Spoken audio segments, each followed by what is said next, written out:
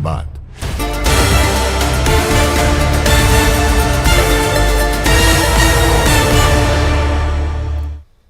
Break के बाद आपका स्वागत है। चलिए अब देखते हैं 5 फटाफट अंदाज में खबरें। केंद्रीय माध्यमिक शिक्षा बोर्ड यानी सीबीएसई की 10वीं और 12वीं कक्षाओं की बोर्ड परीक्षाओं को लेकर बड़ा फैसला लिया गया है। कोरोना संकट के मद्देनजर सरकार ने 10वीं बोर्ड की परीक्षाएं रद्द कर दी हैं, जबकि 12वीं की बोर्ड परीक्षाओं को आगे के लिए टाल दिया गया है। सीबीएसई परीक्षाओं को लेकर पीएम मोदी ने केंद्रीय शिक्षा मंत्री रमेश पोखरियाल निशंक और अन्य अधिकारियों के साथ बैठक की। ये परीक्षाएं 4 मई से शुरू होने वाली थीं। अगली बैठक 1 जून को होगी, जिसमें 12वीं परीक्षा को लेकर फैसला लिया जाएगा। कोरोना की रफ्तार और वैक्सीनेशन को लेकर पीएम नरेंद्र मोदी और उपराष्ट्रपति वेंकैया नायडू सभी राज्यपालों और एलजी के साथ वीसी के जरिए आज बैठक करेंगे। सीएम अशोक गहलोत राजनीतिक दलों के प्रतिनिधियों, धर्मगुरुओं, एनजीओ प्रतिनिधियों के साथ बैठक कर रहे हैं। इस बैठक में कोरोना को लेकर चर्चा की जा रही है। संविधान लागू होने के साथ ही महिलाओं को वोट का अधिकार मिला, यह कहना है सीएम अशोक गहलोत का। उन्होंने अंबेडकर जयंती पर आयोजित एक संगोष्ठी में यह बात कही। बीजेपी का एक डेलीगेशन आज राजभवन पहुंचा। राज्यपाल कलराज मिश्र को ज्ञापन सौंपा। इस डेलीगेशन में बीजेपी प्रदेश अध्यक्ष सतीश पूनिया, राष्ट्रीय मंत्री अलका गुर्जर, अरुण चतुर्वेदी, प्रदेश मंत्री जितेंद्र गोठवाल शामिल थे। इस डेलीगेशन ने उपचुनाव निष्पक्ष कराने की मांग की। उत्तर प्रदेश के मुख्यमंत्री योगी आदित्यनाथ कोरोना पॉजिटिव पाए गए हैं। सीएम योगी ने खुद ट्वीट करके इसकी जानकारी दी। उन्होंने कहा कि शुरुआती लक्षण दिखने पर मैंने कोविड की जांच करवाई और मेरी रिपोर्ट पॉजिटिव आई है। सीएम अशोक गहलोत ने यूपी के सीएम योगी आदित्यनाथ के जल्द स्वस्थ होने की कामना की है। उन्होंने ट्वीट कर कहा कि मुझे पता चला है कि यूपी के मुख्यमंत्री योगी आदित्यनाथ कोरोना पॉजिटिव पाए गए हैं। मैं उनके शीघ्र स्वस्थ होने की कामना करता हूं। समाजवादी पार्टी के मुखिया और उत्तर प्रदेश के पूर्व मुख्यमंत्री अखिलेश यादव कोरोना संक्रमित हो गए हैं। उन्होंने खुद ट्वीट कर इसकी जानकारी दी। चलिए इस वक्त सीधे आपको जयपुर ले चलते हैं। मुख्यमंत्री अशोक गहलोत कोरोना को लेकर समीक्षा बैठक कर। बीमारी चल रही है, वो चल रही है। इस बीमारी को किस तरह से काबू पाया जाए, कहां पर ये बीमारी ज्यादा फैल रही है, किस कारण से फैल रही है, जैसे मंदिरों में फैल रही है या पेट्रोल पंप पे फैल रही है या दूध के चोटे में फैल रही है या सब्जी मंडी में फैल रही है, उस एरिया में विशेष तौर से जांच की सुविधाएं बढ़ाई जाए और उस एरिया को कंट्रोल किया जाए, जिससे ये बीमारी कंट्रोल हो सके। और दूसरी चीज है, सब दवाई आसानी से उपलब्ध हो। हर इंसान छोटे से छोटे गांव में जाके अस्पताल में कोविड की दवाई आराम से ले सके, डॉक्टर से सलाह लेके दवाई ले सके, तो इसके ऊपर कंट्रोल पाया जा सकता है। क्योंकि कुछ बीमारी ऐसी होती है कि बीमारी के साथ आदमी को जिंदा रहना पड़ता है। अब जिंदा कैसे रहना है वो तरीका आपको सोचना है सर। ठीक है, बिल्कुल ठीक है, धन्यवाद आपका। अजमेर से हाजी सैयद मोइन हुसैन जी, अध्यक्ष अंजुमन सैयद जहांगान दरगाह अजमेर। जी, मैं हाजी सैयद मोइन हुसैन, प्रेसिडेंट अंजुमन मोइनिया फखरिया चिश्तिया खुद्दाम ख्वाजा साहब सैयद ज़ादगान, मैं आपको आदाब अर्ज करता हूँ।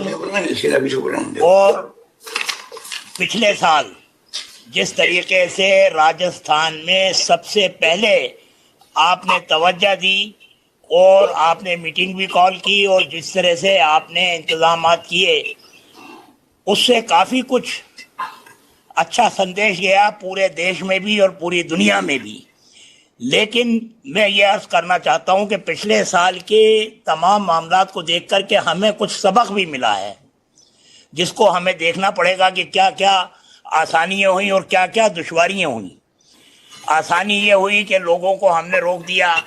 दरगाह को भी 5.5 महीने तक, पहले 20 मार्च को दरगाह को जब बंद किया गया तो 31 मार्च का कहा था, करते करते वो 7 सितंबर तक बात चली गई।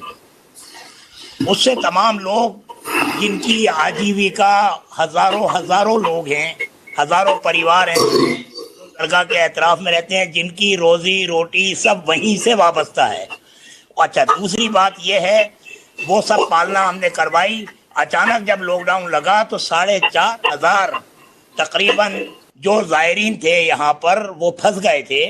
उनको पूरे 1-1.5 महीने तक हमने अंजुमन की जानिब से और दरगाह कमेटी की जानिब से उनके खाने पीने की व्यवस्था की। तो वो जो दुश्वारियां हुई थी वो ऐसा फिर रिपीट ना हो। हम ये चाहते हैं कि हम हर तरीके से आपके साथ में हैं, जो कुछ भी रेस्ट्रिक्शन आप लगाएंगे उसके साथ में। लेकिन जो ख्वाजा साहब का दरबार है, आप भी बखूबी जानते हैं, हमेशा हाजिर होते हैं, वहाँ पर तो तमाम तकलीफ़ों का निवारण होता है ख्वाजा साहब के दरबार में। तो हम दुआ करते हैं कि ना सिर्फ हमारा शहर, ना सिर्फ हमारा प्रदेश, ना सिर्फ हमारा देश, बल्कि पूरी दुनिया से ये बला जो है वो दफ़ा हो जाए। लिहाजा हम ये चाहते हैं कि लोगों की हाज़िरी भी हो, दरबार में दुआएं भी हों। ये रमज़ान का पवित्र महीना है। हम भी लोगों से ये आग्रह करेंगे कि कम से कम लोग आएँ और डिस्टेंस बना करके रखें। लेकिन ये पवित्र महीना है दरबार में, लिहाजा दरबार शरीफ के अंदर जो भी रसूमात दरबार की हैं वो अदा होती रहें और ज़ायरीन भी कम आए और लोगों के सहरी और अफ्तार का इंतज़ाम करते हैं हम, वो बखूबी चलता रहे। और हर तरीके से हम आपके साथ में हैं, जैसा भी आपका निर्देश होगा उसकी पालना पहले भी हमने की थी और आगे भी हम करेंगे। और हम दुआ करते हैं। चलिए अब देखते हैं फटाफट अंदाज में खबरें। 24 घंटे में देश भर में कोरोना के 1,84,000 से ज्यादा नए केस सामने आए हैं। 1,027 लोगों की मौत हुई है।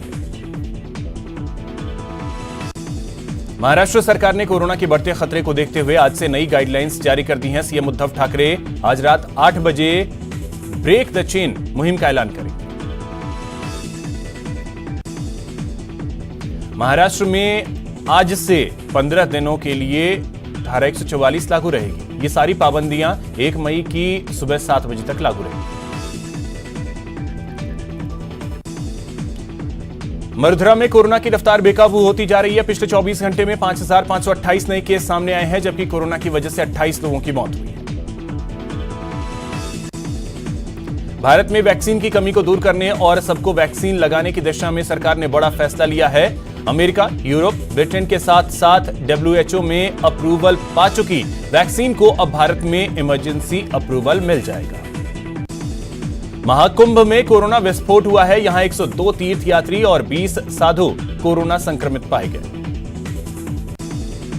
उत्तराखंड के मुख्यमंत्री तीरथ सिंह रावत ने हरिद्वार में चल रहे कुंभ पर बयान दिया है। सीएम ने कहा कि मां गंगा का आशीर्वाद लेकर जाएंगे तो कोरोना नहीं फैलेगा। महाराणा प्रताप पर नेता प्रतिपक्ष गुलाब चंद कटारिया की टिप्पणी के बाद प्रदेश में बवाल जारी है, जो थमने का नाम नहीं ले रहा। उदयपुर में गुलाब चंद कटारिया के निवास पर सुरक्षा व्यवस्था कड़ी कर दी गई है। पुलिस का अतिरिक्त जाब्ता तैनात कर दिया गया है।